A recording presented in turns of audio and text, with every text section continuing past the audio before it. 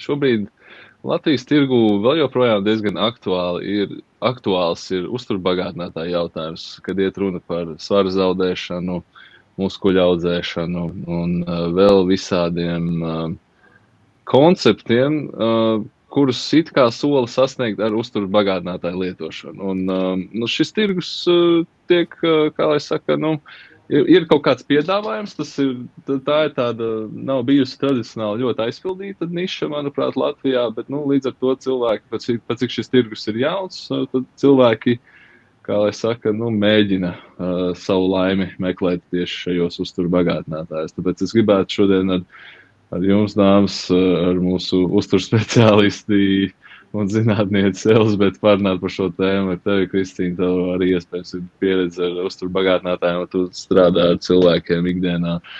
Un man ir kaut kādas savas pieredzes, varbūt, ka mēs varam kaut kā vienkāršot šo konceptu. Es zinu, ka mēs par to esam runājuši citās epizodēs, arī tieši, kas attiecās uz uzturbagātinātājiem kā tādiem, par vispārējām rekomendācijām, kā skatīties uz tiem, bet varbūt, ka mēs varam parunāt tieši par to svaru zaudēšanas un muskuļu audzēšanas solījumu, ko sola cilvēkiem, lietojot uzturbagātinātājus.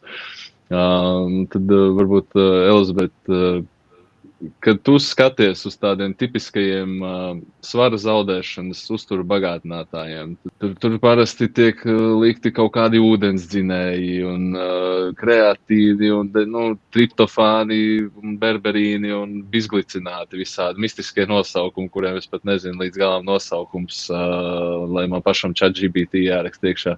Kas ir pirmais, kas tev lec ārā, kur tu redzi, kur varbūt, ka nav 100% patiesības un kur vajag ieskatīties dziļāk? Jā, es droši vien atgrieztos vienkārši pie tāda pamatprincipa, ja mēs runājam par svara zaudēšanu. Ko tas vispār nozīmē? Ko mēs mēģinam panākt?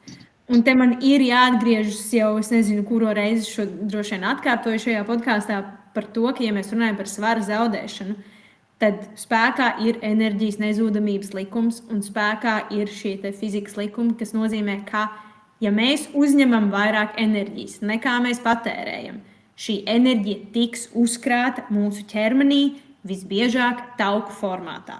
Savukārt, ja mēs patērējam vairāk enerģijas nekā mēs uzņemam, tad mūsu ķermenim šī enerģija no kaut kurienes ir jāņem un visbiežāk šis ķermenis ņems to tieši no tauku rezervēm, kas mums ir ķermenī.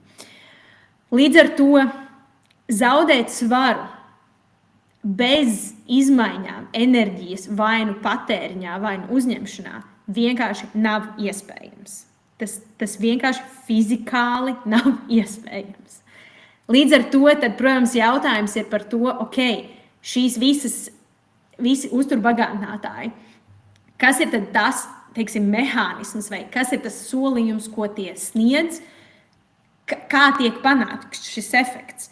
Un tad, ja mēs skatāmies mazliet dziļāk, tā kā tu saki, mēs sākam skatīties uz konkrēti šīm te visām vielām, tad lielākajā daļā no tiem tās lietas, kas tiek pārdotas, ir patiesībā šīs molekulas ir, piemēram, vai nu vienkārši aminoskābes. Piemēram, triptofāns ir vienkārši aminoskābe. Tātad tas ir sastopams olbaltumvielās. Tā ir izolēta aminoskābe no olbaltumvielām.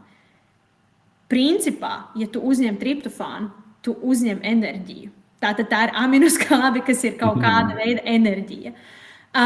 Protams, viņai ir konkrēti efekti un tā tālāk, kas kaut kādā veidā un formātā tiek pārdots tā, ka tas var palīdzēt tev, dedzināt taukus. Un tad tas otrs princips, pie kā ir vērts, par ko ir vērts padomāt, ir, ja kaut kas saka, ka šī lieta palīdz dedzināt taukus. Dedzināt taukus nenozīmē zaudēt svaru. Tas nav viens un tas pats. Mēs eksistējot, piemēram, mēs šeit sēžot pie galda, mēs galvenokārt dedzinām taukus. Mēs galvenokārt izmantojam taukus, lai ražotu enerģiju. Bet tas nenozīmē, ka mēs tagad samazināsim savu svaru vai atbrīvosimies no saviem taukiem. Ja mēs pēc tam aizējam paēst, un ja mēs apēdam tikpat daudz, cik mēs iztērējām, mēs šos te taukus, mēs viņus reāli dabūsim atpakaļ, vai arī, ja mēs apēdam vairāk, nekā mēs iztērējām, mūsu ķermenis pārvērtīs to enerģiju, ko mēs apēdam, pārvērtīs taukos, un mēs pat varam pieņemties svarā. Līdz ar to vadīties pēc šī te principa, ka šī viela palīdz dedzināt taukus, tas nenozīmē, ka šī viela palīdz samazināt svaru. Es nezinu, vai tas vispār kaut kā palīdz un atbild uz tavu jautājumu. Jā, es vienkārši ātri uztaisīju ātro mazo research par triptofānu, piemēram. Ja mēs skatāmies, triptofāns it kā palīdz atjaunoties, uzlabot dziļo miega fāzi, kas tā kā tehniski varētu būt saistītas, jo triptofāns esot ļoti ar serotonīnu saistīts. Būtībā triptofāna neesamība vai nepietiekamība, kas indicētu to, ka mums jāuzņem vairāk šis triptofāns, parasti rodās pie nepietiekama miega, pie kaut kādiem stresiem lielākiem, pie kaut kādiem kognitīvām pārslodzēm, emocionālām pārslodzēm, nepietiekamu uzturu un tam līdzīgi, pie imunās sistēmas problēmām, pie kaut kāda hormonālā disbalansa. Bet, ja mēs vienkārši izolējam to pirmo atbildi, to miega nepietiekamību, tas ir lielākā daļa mūsdienu cilvēku. Tā kā to ir diezgan viegli pārdot cilvēkam. Un tad cilvēks, kurš straglo ar miegu, kurš neguļ, viņam nav normāla miega kultūra, viņš aiziet nopērk triptofānu, tagad viņam būs forši efekti no viņa. Tad ir jautājums, varbūt, ka tur vienkārši var tā kā to ekstra stundiņu pagulēt vai stundiņu ātrāk aiziet gulēt, nevis pirkt to triptofānu tableti. Līdz ar to, tas ir kaut kāds mehānisms, tu vari to pārdot, tā ideoloģiski tas tā kā sakrīt, tie nav pilnīgi meli, bet varbūt, ka tas mehānisms, kādā mums ir nepietiekams šis te preparāts, piemēram, varbūt, ka mēs viņu varam kaut kā citādāk saregulēt ar dabiskākiem veidiem, jā. Noteikti. Lielākā problēma ir tā, ka cilvēkiem šķiet, ka šie uzturu bagātinātāji atrisinās visas problēmas, tā kā tu saki.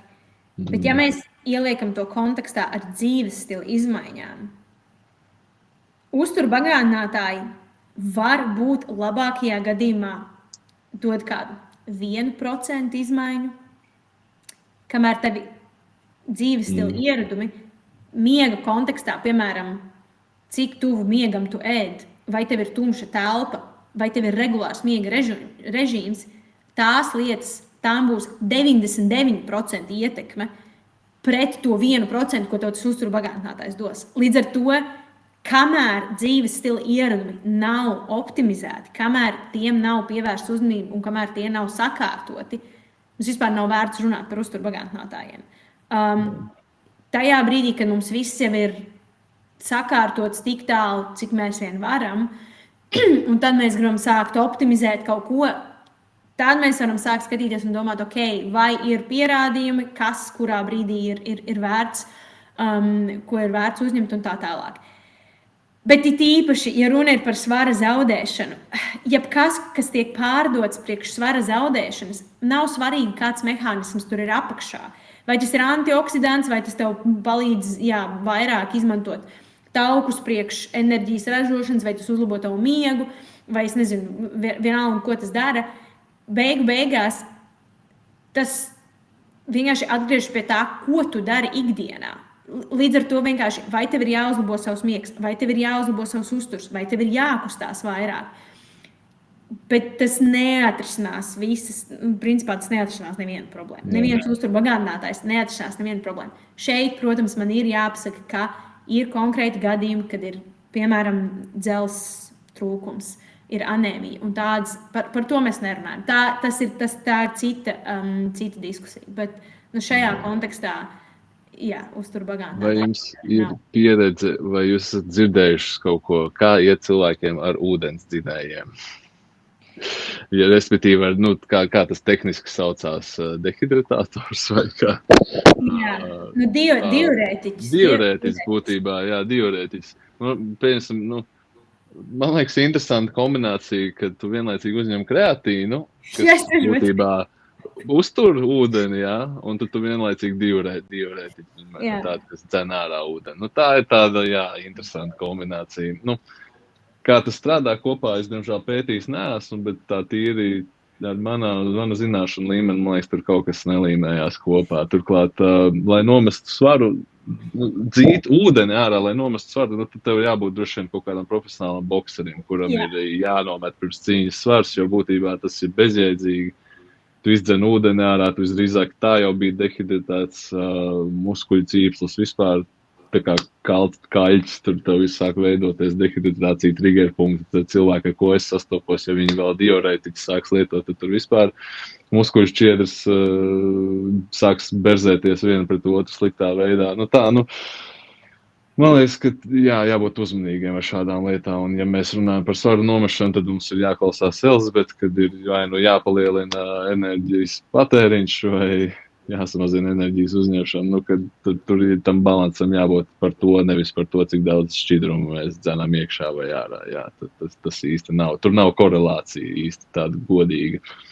Nē, absolūti nē. Tieši tā, dabūt ārā ūdeni no ķermeņa, tu nekādā veidā neuzlabo savu ķermeņa uzbūvi.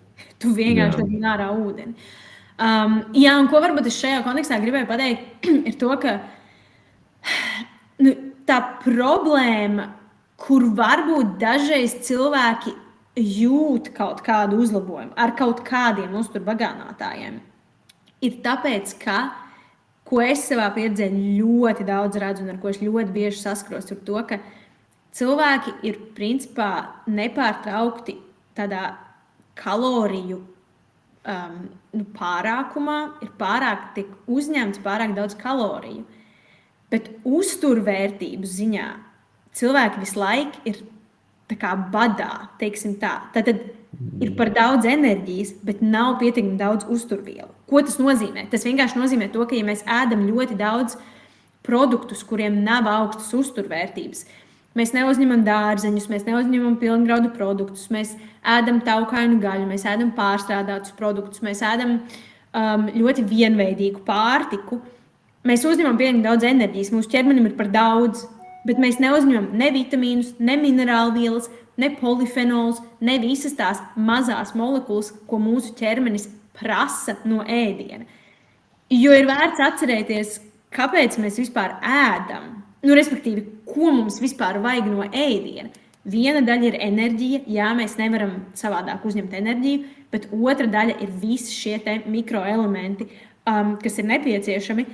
Līdz ar to ļoti bieži šī uztura kvalitāte ir tā, kas cilvēkus vienkārši noved pie pilnīga enerģijas trūkuma, pie problēmām, pie tā paša slikta miega kvalitātes, kaut kāda, kognitīvas spējas nav tādas, kā gribētu, un tā tālāk. Vienkārši tīri tā iemesla dēļ, ka netiek uzņemtas šīs vielas caur sabalansētu uzturu. Un, protams, ja ir vienkārši milzīgs magnīta trūkums ķermenī, un tad mēs pēkšņi sākam ēst magnītu no uzturbagātinātājiem, jā, protams, ka mēs jutīsimies labāk, bet to pašu mēs varētu sasniegt arī vienkārši, uzlabojot to uzturu kvalitāti, nevis ēdot uzturbagātinātājus. Jā. Man liekas, ka lielākais tāds ne klupšanas akmens, bet kaut kāda tāda senā patiesība, ka cilvēki meklē vienkārši risinājumus un maģiskās tabletītes. Tādas neeksistē. Tas ir vienkārši, es zinu, ka to ir grūti pieņemt, bet tādas vienkārši neeksistē. Un otra lieta, ko es varbūt, man 2 centi, ko es šai diskusijā varu piemest, ir PTAC, Patērētāju tiesību aizsardzības centrs ir izdevusi vadlīnijas par tātad uzturbagātinātāju reklamēšanu. Viņi saucās vadlīnijas godīgas komercprakses īstenošanai, piedāvājot uzturbagātinātājus. Līdz ar to, ja jūs saskaraties ar kādiem pārkāpumiem, piemēram, uzturbagātinātājs sola ārstēt vēzi vai tam līdzīgi, tad tas pavisam noteikti ir reklāmas likuma pārkāpums, gan arī šo te vadlīniju pārkāpums. Līdz ar to tas ir īstā iestāde, pie kuras vērsties, ja ar kaut ko tādu sastopaties. Jā, šeit ļoti svarīga lieta. Ilustrēju piezīmi pateici, jā, ka būtībā man liekas, ka cilvēkiem ir jāiziet šīm pieredzēm cauri pareizi. Un jāsaprot, ka katrs jau pats ir savs laimes kalējs un ka būtībā, ka tiešām gandrīz vai tā kā muļķīgi izklausās, bet tas tiešām ir tas enerģijas nezūdamības likums, nu, ka, ja mēs kaut ko gribam pielikt klāt, tad no kaut kā ir jāatsakās, un ja mēs gribam no kaut kā atteikties, tad kaut kas jāpieliek klāt ir, un tad, grūti ir tā, ka nemainīt savu dzīvesveidu, nemainīt savus kaut kāds izvēles, nemainot savus ieradumus, fizioloģiju, tādā dabiskā veidā ir grūti vienkārši ar kaut kādiem uzturbagātinātājiem, kas nevienmēr ir īpaši labi regulēti un nav zinām izcelsmi, ir grūti sasniegt kaut kādus rezultātus. Turklāt tā tendence, ko es arī ārzemēs esmu novērojis, un par to ir tā kā aktualizēts arī daudz internetos, ka netiek regulēti uzturbagātinātāji. Ja viņi saka, ka viņi uzlabo miegu, līdzīgi kā mēs ilustrējām to triptofānu piemēru, tad viņi var kaut ko tur iekļaut tajā uzturbagātinātājā, kam it kā ir tās īpašības, bet būtībā jau viņiem tur nav jābūt tādai tiešai korelācijai ar to miegu, tāpēc, ka tur miegs ir tik daudzfaktoriāla lieta, kā mēs zinām, ka viņiem būtībā nav nekādas atbildības kā uzturbagātinātājiem. Ja tas ir medikaments, tad tur ir citādāk atbildība, citādāk likumdošana, bet ja tas ir uzturbagātinātājs, tad viņi var būtībā ielikt tur cukuru graudiņus bez mazvai un teikt, ka cukurs palīdz iemektāt un atrast kaut kādu pētījumu, kas atbalsta šo teoriju. Tas tāda varbūt sensacionāla analoģija, bet ir jābūt ļoti paškritiskiem ar šādām lietām. Jā. Un varbūt kaut kāds mazais research jāuztais. Jā, un es šeit pat teiktu, Gustav, nevis mazais research, bet es pavadu ļoti daudz laika šajā kontekstā, lai tiešām tie uzturbagātinātāji, tad, kad tiem ir laiks un vieta, es paļaujos, vai teiksim tā, es izmantoju ļoti konkrētas firmas, ļoti konkrētas devas ar konkrētu saturu. Tas mans tāds vispārīgs ieteikums ir, ja mēs ieraugam uzturbagātinātāju, kuram ir vairāk par 5 sastāvdaļām, tas principā jau ir sarkanais signāls, ka šī nebūs pareizā lieta. Jo tās devas vienkārši nebūs. Pat ja tur ir tā viela, kura kaut ko dara, pat ja tur ir, es nezinu, tas pats magnīs iekšā, ja? Bet ja viņam ir pielikts klāt vēl 30 sastāvdaļas, tad tā deva ir tik niecīga, ka viņa nebūs efektīva. Tā nebūs efektīva. Līdz ar to, jā, es ar uzturbagātinātājiem vispār teiktu, ka ir jābūt ļoti kritiskam un jātaisa ļoti liels research, lai tiešām atrastu to, kas strādā un no kā ir jēga, jo citādā gadījumā uzturbagātinātāji nav lēti. Tas ir diezgan dārgs prieks, un ja no tā nav jēga, tad tā ir vienkārši naudas izmešana miskastē. Tāpēc nepaļauties uz... It īpaši, jo skaļāki būs apgalvojumi un jo vairāk tiks solīts, jo visticamāk sliktāk tā lieta ir. Ir interesanti tā realitāte par tiem uzturbagātinātājiem. Ja mēs, piemēram, skatāmies, ja uzturbagātinātājs saka, ka viņš palīdzēs atjaunoties un uzlabos dziļo miegu, tad vai mēs lietojam bagātinātāju, vai mēs ejam gulēt laicīgāk un labāk to rutīnu savu uztaisam. Vai mēs lietojam ūdens dzinēju, kas noņems tūsku, vai arī mēs vienkārši uztaisam svīstošu treniņu, kas noņems tūsku. Un šādi neskaitāmi piemēri uzlabos, piemēram, insulīna jūtību, ko insulīna būtībā arī uztais 10 piepumpēšanās, un tu jau uzlabo insulīna jūtību. Tā kā ir lietas, ko mēs dabiski ar savu ķermeni varam izdarīt, ko sola šie te uzturbagātinātājiem. Varbūt, ka nav vērts vienkārši, un ka ir jāizglīto sev šajos mehānismos, ko dara šie te uzturbagātinātāji. Ja man ir par maz zivju eļļa, piemēram, un manas omega augstskābes nav balansā, un ir pat kaut kāds objektīvs tests, kas par to liecina, skaidrs, ka man nav upe un ūdens tilpne blakus, kurā aug tur dabiski auguši laši un tam līdzīgi, būs sarežģīti ar tām zivju eļļām un tam līdzīgi. Skaidrs, tad man ir jāņem tas uzturbagātinātājs. Bet ja ir lieta, ko mēs varam paši dabiski izdarīt, tad varbūt, ka ir vērts izglītot sevi tajā manierē. Jā, noteikti. Jā, un es vienkārši vēlreiz gribu uzsvērt to, ka lielākā daļa no lietām ir uzņemams ar sabalansētu uzturu. Tā tiešām ir sabalansēts, kvalitatīvs uzturs. Būs tas, no kur jūs saņemsiet visus polifenols, antioksidantus, visus ekstraktus, kurus pārdod kaut kādās citās formās. To visu var izdarīt ar daudz dažādiem kvalitatīviem pārtikas produktiem. Yes. Kristīna, varbūt tev vēl kas šodien pieredze? Bez tā, ko es jau dalījos, jāvērtē informācija kritiski. Man tas liekas tāds... Man liekas tik acīm redzam, ka informācija jāvērtē kritiski. Es nezinu, tas man ir vienkārši iepotēts no juridiskās fakultātes, man šķiet. Tā kā man tā diskusija šķiet tik tāda pašsaprotama. Tur pat nav divu domu. Man liekas, tā diskusija būtu interesantāka, ja mums šeit būtu kāds, kurš klāji oponētu un mēģinātu iepārdot kādu uzturbagātinātāju. Es domāju, tad tur mums būtu ļoti kaismīga diskusija, bet šeit, man liekas, mēs visi esam tik ļoti uz vienas lapas, ka grūti pat kaut ko vēl. Sorry, bet es varbūt varu piebilst. Es, piemēram, savā praksē, es izmantoju uzturbagātinātājus. Es pat izmantoju uzturbagātinātājus. Es arī iesaku uzturbagātinātājus. Bet, kā es teicu, pirmkārt ir jāņem vērā tas, ka es esmu pavadījuši 5 gadus mācoties par ļoti konkrētām lietām, ļoti konkrētām devām un tā tālāk. Plus vēl esmu pieredzēju pati uz sevis, gan uz klientiem reāli mērījusi lietas, piemēram, asins marķieros un redzējuši, kas strādā un kas nestrādā. Un tad man joprojām ir lietas, kas man nav līdz galam skaidrs, kam es uzticos, kam es neuzticos.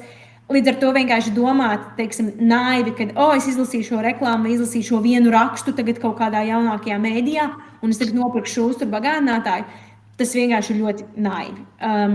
Tāpēc tam visam ir vieta un laiks, bet kritiski vērtēt informāciju un tad varbūt vērsties pie kāda, kurš tiešām saprot šīs lietas drīzāk nekā pašam uz savu galvu veikt kaut kādus. Ir svarīgi, tomēr tā ir mūsu veselība, un man liekas, tas lielais tāds takeaways, latviski kaut kāds kopsums, tam, par ko mēs pēdējās 20 minūtes runājām, ir tas, ka izvērtējam to, vai tas solījums, ko šis preparāts mums sola piedāvāt, vai viņš ir izdarāms arī ar citām metodēm, ar ķermeniskām metodēm, vai mēs paši sev varam palīdzēt šādā veidā kaut kādā. Un skatāmies, cik sarežģīts ir saturs produktam. Elizabete minēja šis 5 aptuveni ingredientu slieksnis, kuram nevajadzētu būt pāri. Tad bišķiņ arī apsveram, saprotam savus mērķus un esam kritiski pret sevi. Tā kā, paldies. Tas šodienas epizodē viss. Jums noteikti būs sajūtas komentāri par to, ko jūs tikko dzirdējāt. Varbūt, ka jūs gribat oponēt, tad kodolspodcast@gmail.com uzrakstiet vai rakstiet personīgi mūsu Instagram lapās. Un tiekamies nākamajās epizodēs.